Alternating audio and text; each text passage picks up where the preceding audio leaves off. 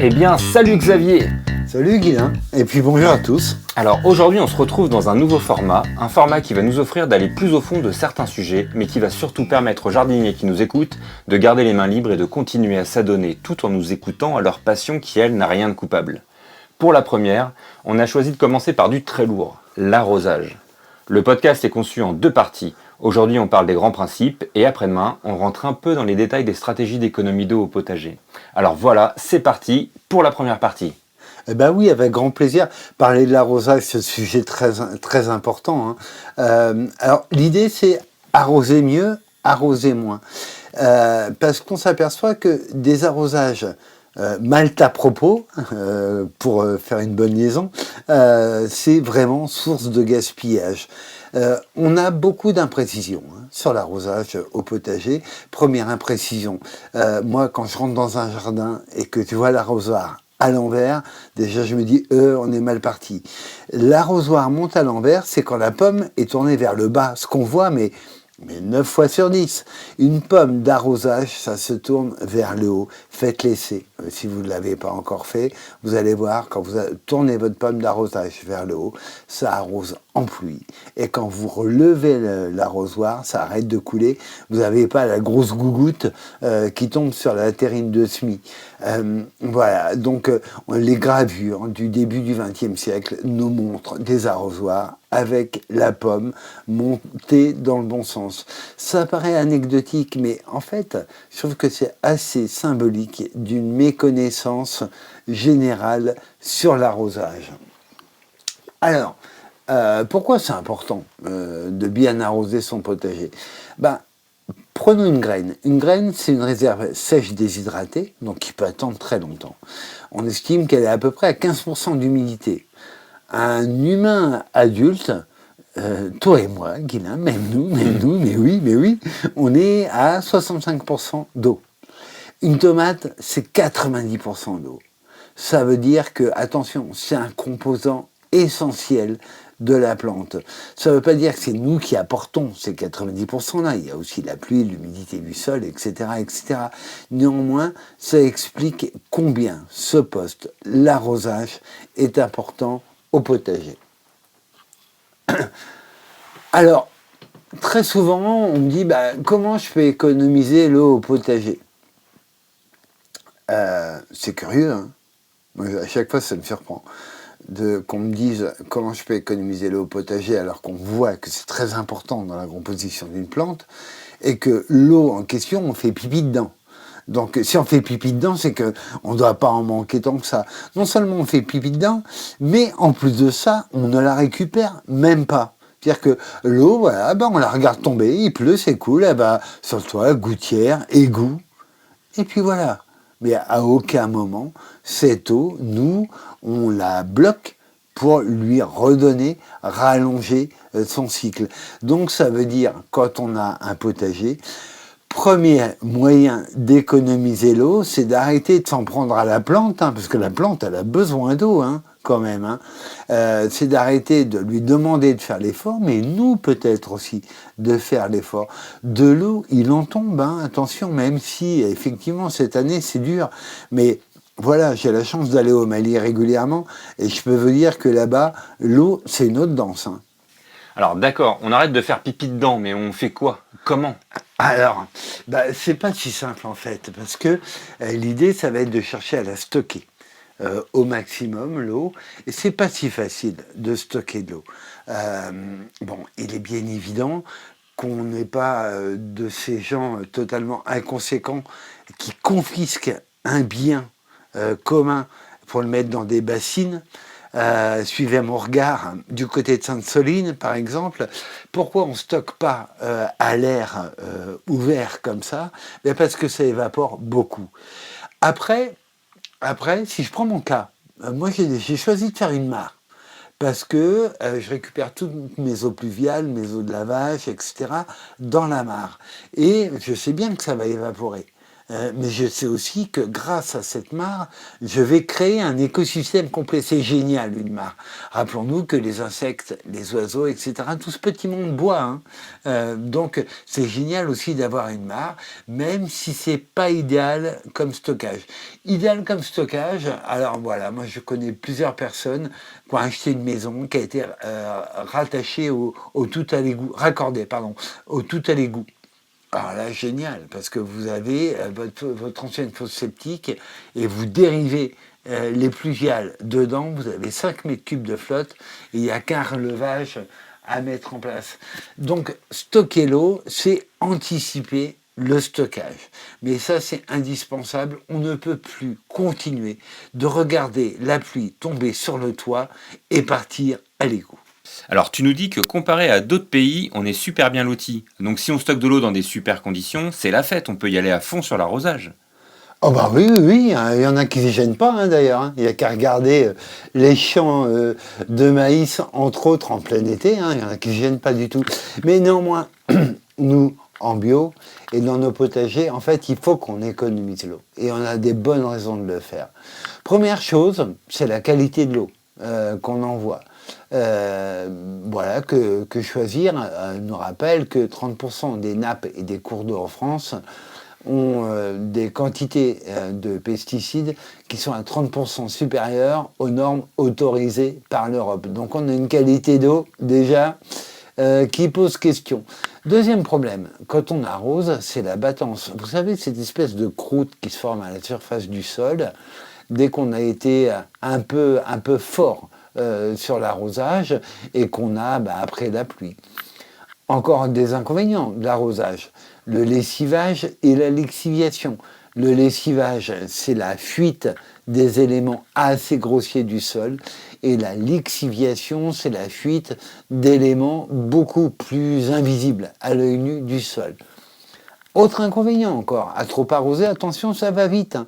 C'est l'acidification des sols, puisque les ions calcaires filent à l'arrosage. Autre inconvénient, on reviendra dessus, c'est le risque de maladie aussi avec l'arrosage.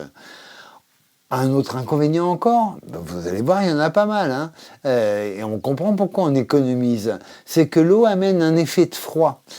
Voilà, vous avez fait vos plants de tomates, vous venez de les planter, ils sont jolis, tout va bien, mais ils annoncent une nuit froide. Ben voilà, si vous avez arrosé le soir, vous avez fait chuter la température du sol, plus la nuit froide, ça fait beaucoup. On va aussi, avec des arrosages trop abondants, avoir des problèmes de conservation. Bien sûr, des pommes de terre, on peut les faire grossir. Hein. Il suffit d'arroser à outrance, vous allez voir, les pommes de terre, elles vont gonfler carrément. Ah oui, elles vont gonfler, super, mais vous n'allez pas les garder. Hein. Un autre inconvénient qui est assez proche en fait. Quand on arrose beaucoup, d'accord, les légumes grossissent, c'est super agréable, on est content, on est un peu les rois du monde, bah oui, mais ça n'a pas de goût. Des carottes, l'odeur de carottène doit être surpuissante rien qu'à l'arrachage. Ça, faire passer le goût des carottes, des arrosages trop abondants, ça va super vite. Et enfin, on a une dernière bonne raison d'économiser l'eau, c'est qu'en économisant l'eau, on économise aussi notre temps. Puisque l'arrosage, c'est une opération importante et qui prend un vrai temps, comme on va pouvoir le voir. Alors ok, moi je suis un classique, j'arrose pour arroser. Alors je fais comment? Ah ouais. Eh ben en fait, déjà, le truc, c'est de piger qu'on a plusieurs arrosages. On dit qu'on arrose pour arroser, comme tu te fais remarquer. Mais alors, qu'est-ce que tu veux faire quand tu vas arroser? Est-ce que tu veux plomber? Il y a l'arrosage de plombage. L'arrosage de plombage, c'est au moment de la plantation. Vous plantez des poireaux en racines nues, par exemple. Vous pouvez planter des petites laitues en motte. Et vous avez vu, il y a quand même très peu d'évapotranspiration, hein, vu la taille du plant. Et pourtant, on arrose beaucoup. Oui, parce que là, l'objectif de cet arrosage de plombage, c'est de chasser l'air qui est contenu entre la terre et les racines. C'est pas pour donner à boire à la plante. Donc là, c'est un premier arrosage. On a un autre arrosage, c'est le bassinage. Vous vous rappelez, on a vu que arroser fait chuter la température. Eh mais ouais, mais des années comme l'an dernier, c'était bienvenu de faire chuter la température. Donc un petit arrosage par aspersion, quand les températures sont très élevées, avant qu'elles montent vraiment au zénith, un petit bassinage, ça fait chuter la température, ça fait du bien à nos plantes. Et enfin, on a l'arrosage d'irrigation qui, lui, est chargé d'amener la quantité d'eau nécessaire à ce que la plante, et je mets des gros guillemets, boive à ce moment-là. Alors, un truc à savoir, une plante, elle se nourrit à 95% essentiellement des rayons du soleil, de la photosynthèse. 5% seulement des éléments nutritifs, c'est la racine. 95%, elle capte la lumière. 5%, elle prend des nutriments, mais 100% de l'eau. 100% de l'eau, c'est la racine. Et ça, c'est super important, en fait, à retenir. 100% de l'eau, les feuilles ne captent pas l'eau. Voilà. Donc, il n'y a que la racine qui capte. Ça veut dire que nous, potager bio, on demande des sols meubles pour que les systèmes racinaires puissent descendre. Alors, quand on arrose, il faut que l'eau, elle descende aussi. Ça veut dire qu'il va falloir un certain volume, quand même. Et que tout arrosage trop superficiel, qui ne parvient pas jusqu'à la racine de notre plante cultivée, ça a deux conséquences. C'est-à-dire que ça s'évapore très vite, et au passage, ça fait germer les graines d'adventice qui sont là. Donc, se rappeler de ça, c'est la racine qui capte l'eau. Alors, on distingue plusieurs formes d'arrosage dans nos potagers, mais on distingue aussi plusieurs, on va dire, souffrances au potager, dont une qui est apparue relativement récemment, je trouve, c'est qu'on a deux stress sur les plantes. On a le stress hydrique et le stress thermique. Stress hydrique, la plante manque d'eau, on en amène. Stress thermique, c'est ce qu'on a vu l'an dernier et l'année précédente. Les températures sont trop élevées, les rayons solaires trop incandescents, et là, c'est pas d'eau que la plante a besoin, mais plutôt d'ombre. Donc, distinguons bien ces deux types de stress, hydrique et thermique. Il y a des fois, ça ne sert à rien d'arroser, c'est pas soif, c'est pas d'eau qu'a besoin la plante, c'est juste d'être protégé au moins provisoirement des rayons du soleil. Et comment je sais qu'un légume a soif et que je dois arroser ? Voilà la bonne question. Et elle est tellement bonne ta question que j'ai pas de réponse en fait. Parce qu'on a souvent des faux indices. Vous avez tous vu les courges quand il fait très chaud, mais elles sont raplapla, on a envie de les prendre dans les bras tellement elles sont flappy, etc. Et en fait, elles n'ont pas soif du tout. En fait, elles se protègent. C'est-à-dire que si la feuille reste bien à plat, elle évapore beaucoup. Alors, elle se chiffonne, ce qu'on appelle la plasmolyse. C'est pas du tout un signe de soif, ça. C'est un signe de température trop élevée. Là où il peut y avoir signe de soif, c'est si vers 19h, 19h30 en fonction de la période de la saison, les feuilles se remettent pas à plat. Donc, on a ces deux états chez nos plantes. La plasmolyse, les feuilles sont toutes raplapla. La plante s'économise et la turgescence, donc paf, les feuilles se remettent à plat et là elles recaptent bien. Comment on sait qu'un légume a soif ? En fait, on ne sait pas qu'il a soif. On sait qu'il a eu soif. Et ça, c'est le piège. Je vous donne quelques exemples. Pommes de terre, par exemple. Les pommes de terre, elles vont tubériser juste après la floraison. Si jamais elles manquent d'eau à ce moment-là, alors vous allez récupérer la semence. Vous aurez vraiment des toutes petites pommes de terre, toutes rikiki. Faites des radis, par exemple. Voilà, ça a l'air de bien se développer, ça va, j'arrose pas. Ah, mais quand vous croquez dedans, c'est pire que du wasabi. Il a eu soif. Après, on prend un haricot vert, par exemple. Haricot vert, ça fait des bouquets avec des fleurs. Et en fait, vous apercevez que si vos haricots ont soif, il va y avoir une mauvaise nouaison. C'est-à-dire que chaque fleur ne se transforme pas en haricot. Parfois, il y en a très peu, si le haricot a très soif. Parfois, il n'y arrive pas du tout. Et donc là, effectivement, vous savez que vos haricots, c'est pas qu'ils ont soif, c'est qu'ils ont eu soif.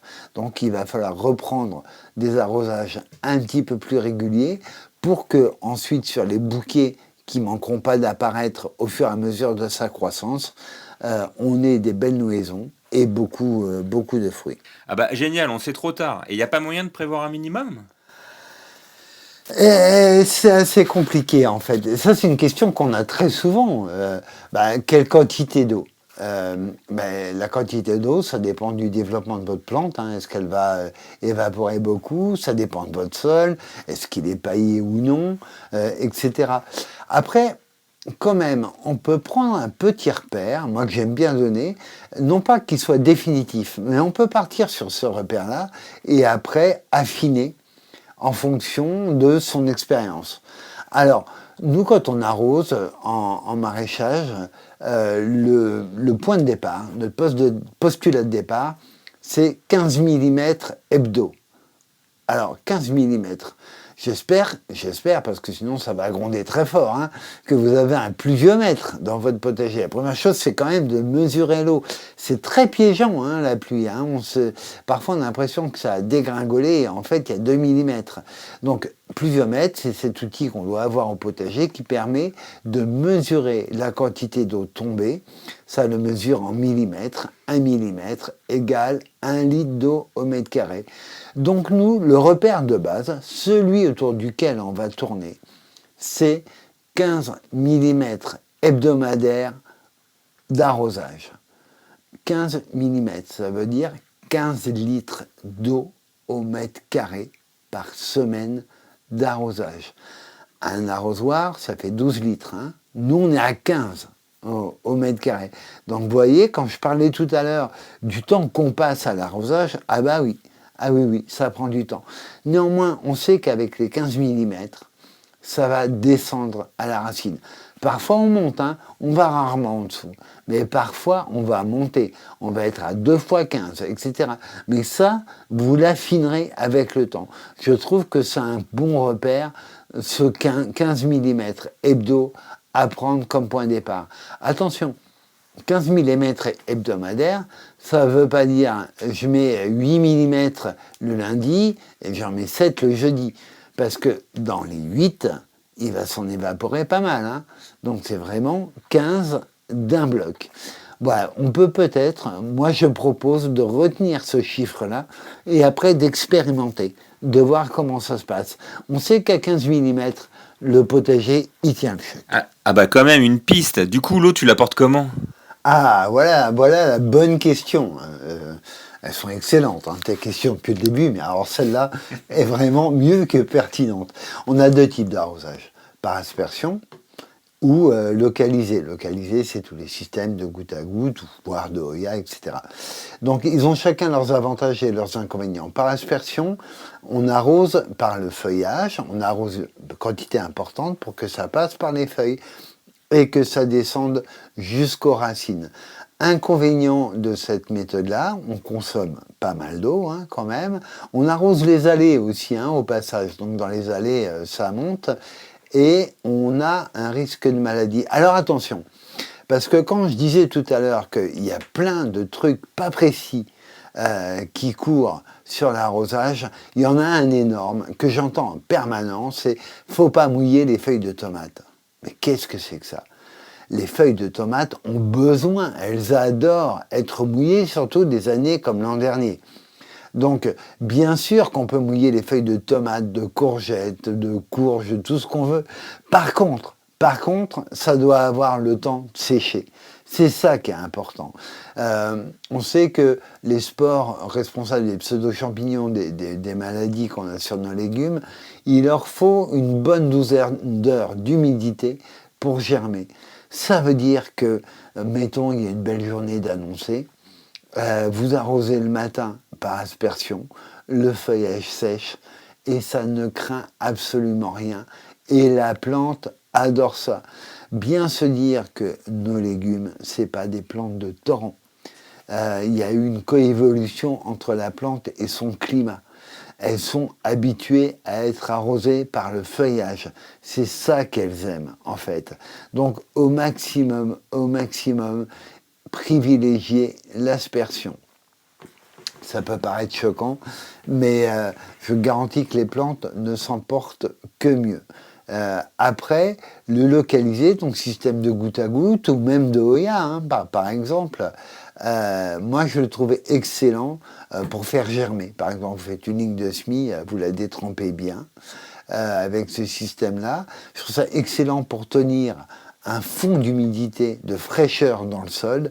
Par contre, quand on a des années comme l'an dernier, où la plante s'économise, elle ferme ses stomates, c'est-à-dire ses organes de respiration situés sous les feuilles, le goutte à goutte ne permet pas aux stomates de se rouvrir.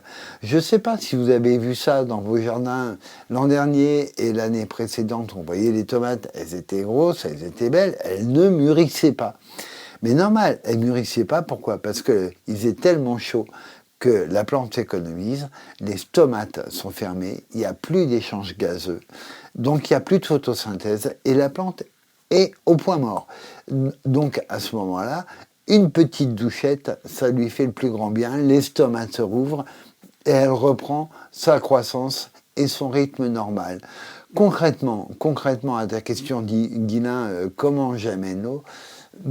Moi, j'aime bien le goutte à goutte parce qu'effectivement, on est quand même plus économe et il est vrai que quand on détrempe plus au sol sur la ligne, par pression osmotique, l'eau finit par remonter dans les racines. Néanmoins, je sais que mon goutte à goutte, en cas d'année chaude et sèche, il est absolument pas suffisant. Il doit être compensé par une aspersion. Nous, quand on travaille sur des installations maraîchères, on est toujours en bipasse, c'est-à-dire que on a une basse pression, une haute pression, pour pouvoir allier les deux. Sachant que l'aspersion, encore une fois, on va l'utiliser plus à des fins de bassinage, presque, que d'arrosage véritable, pour des questions d'économie d'eau, d'économie de main-d'œuvre aussi, parce qu'on va faire germer toutes les adventices qui sont dans les allées, les passe-pieds, etc. Donc, le truc quand même à retenir et qui est vraiment important, c'est que nos légumes ne sont pas des plantes de torrent, qu'il y a eu une coévolution entre les plantes et le climat, que c'était habitué à être arrosé par la pluie. N'avoir qu'un goutte à goutte, à mon sens, est insuffisant, d'autant plus que là, on a des périodes caniculaires, chaudes, sèches, où là, l'aspersion va faire beaucoup de bien. Tiens, dans les potagers, un petit système d'aspersion que moi j'aime beaucoup, parce que ça consomme très peu de flotte, c'est les oscillobattants, vous savez, ces espèces d'arroseurs qu'on voit sur les pelouses. Mais ça, c'est vachement bien. Vous mettez une bonne douchette pendant une demi-heure le matin à vos plantes, vous allez voir, ça leur fait vraiment du bien. Pour ceux d'entre nous qui auraient encore un doute, mais regardez votre potager après la pluie. Regardez comme il explose, en fait. Et c'est là qu'on comprend qu'effectivement, nos légumes ont vraiment coévolué avec la pluie. On pense même, et il y a des boîtes d'irrigation qui bossent là-dessus en ce moment, que la forme de la goutte d'eau est importante en fait. Et donc effectivement, peut-on comparer de l'eau envoyée avec un asperceur à une goutte d'eau qui tombe du ciel en fait. Et effectivement, je pense que le signal donné à la plante n'est pas du tout le même. Donc est-ce qu'on fait de l'aspersion? Est-ce qu'on fait du localisé? Le grand luxe veut qu'on ait essayé d'anticiper les deux. Si on est sur des petites échelles, l'arrosoir, c'est arrosage au goulot et arrosage avec la pomme d'arrosage, tout simplement. Bon, alors pour le comment, c'est vu, mais quand? T'es plutôt du soir ou du matin? Excellente question et qu'on se pose fréquemment. Alors là, je vais pas être très très gentil en fait, parce que je vais pas vous donner de réponse. je vais surtout vous donner les questions à vous poser. Est-ce que j'arrose le matin ou est-ce que j'arrose le soir? Et en fait, on s'aperçoit qu'on a 5 questions à se poser pour savoir à quel moment de la journée on va arroser. Première question à se poser, le feuillage aura-t-il le temps de sécher s'il est mouillé? On a vu qu'on peut parfaitement mouiller les feuilles des tomates, courgettes, courges, concombres, etc. si le feuillage sèche. Donc voilà, on est le 20 août, il est 18h30 et vous arrosez sur les feuilles de vos tomates, là vous êtes tranquille, ça va rester mouillé au moins le lendemain matin jusqu'à 10-11 heures. Donc non, là c'est le matin. Première question à se poser. Deuxième question, l'eau a-t-elle le temps de pénétrer avant la chaleur? C'est-à-dire que si vous commencez à arroser assez tardivement dans la matinée, il va y avoir une évaporation importante. Une autre question, est-ce qu'il y a un risque de brûlure sur le feuillage? Puisqu'on sait que l'eau peut créer un effet loupe. Alors, la bonne nouvelle au potager, c'est qu'on a assez peu de légumes finalement qui sont sensibles à la brûlure. Pour moi, voilà, celui qui est le plus sensible, ce serait céleri rave, céleri branche. Mais sinon, on n'a pas beaucoup de sensibilité. Une autre question à se poser pour savoir si on arrose le matin ou le soir, c'est est-ce que l'eau ne va pas provoquer ou contribuer au refroidissement? Parfois, c'est bienvenu que ça refroidisse un peu. Et parfois, c'est vraiment malvenu. Voilà une question importante à se poser pour savoir si j'arrose le matin ou le soir. Et enfin, la dernière qui, à mon avis, est la question mais fondamentale, c'est est-ce que j'ai le temps matériel de faire un vrai arrosage avec comme base ces fameux 15 mm. Trop souvent, moi, j'ai retrouvé des potes au potager et qui me disaient arrosoir à la main, bon, je mets un petit coup de flotte vite fait et j'arrive. Non, on met pas un petit coup de flotte vite fait, parce que là, on gaspille l'eau, c'est certain. Ça y est, je me fâche. Alors au début tu disais qu'il y avait des bonnes raisons d'économiser l'eau, mais alors c'est quoi ces techniques pour l'économiser? Ah bah, ça, c'est ce que je propose qu'on voit la semaine prochaine sur le prochain podcast. Sur, effectivement, attention, et c'est génial, on a plein de stratégies qui nous permettent d'économiser l'eau au potager. Bien arroser, c'est surtout ne pas la gaspiller. Donc il y a ces bons escients, ces bonnes techniques, et après, comment on la retient, l'eau. Le meilleur stockage de l'eau possible, c'est le sol. Bonne nouvelle, non?